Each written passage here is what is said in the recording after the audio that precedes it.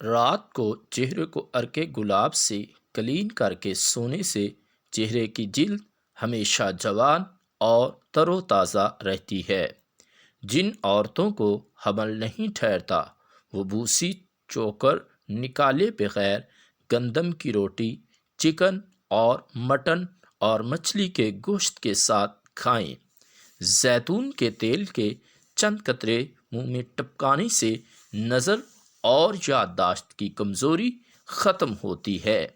اندرائن کے بیجوں کا تیل نکال کر بالوں پر لگانے سے سفید بال سیاہ ہو جاتے ہیں۔ حمل کے دوران بچوں کا رنگ سفید کرنے کے لیے کچا ناریل کھائیں اور اس کا پانی پئیں۔ سبز دھنیا کو محفوظ کرنے کے لیے اسے اچھی طرح دھو کر کاغذ میں رول کر کے فریز کرنے سے دھنیا زیادہ دیر تک محفوظ رہے گا۔ چاول کا آٹا بنا کر دودھ میں ملا کر لگانے سے چہرہ صاف ہو جاتا ہے۔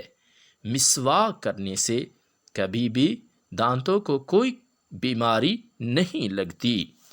سورہ فاتحہ کے اندر ہر قسم کی شفا موجود ہے۔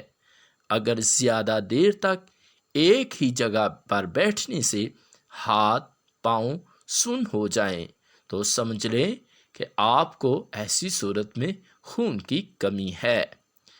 پانی ہمیشہ 3 سانس کے اندر پیا کریں۔ مرغی کے انڈے کا چھلکا دیواروں پر لگانے سے چھپکلیاں گھر میں نہیں آتی۔ کیا آپ جانتے ہیں کہ زمین سے وہ مٹی جس سے انسان کو تخلیق کیا گیا سیدنا جبریل علیہ السلام لے کر گئے تھے؟ اگر بال شیمپو کرنے کے بعد لیموں ملے پانی سے دھو لیں تو آپ کے بال چمکدار ہو جائیں گے۔ کثرت سے استغفار کرنے سے اللہ تعالی رزق کے اندر برکت اور کشادگی پیدا فرما دیتے ہیں۔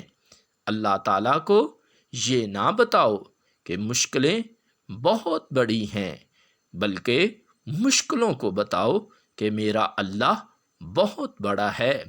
چیکو میں وٹامن اے ہوتا ہے جو کہ آنکھوں کے لیے بے حد مفید ہے۔ تھکن دور کرنے کے لیے آدھا گلاس لیموں کا رس اور آدھا گلاس چکوترے کا رس ملا کر پئیں۔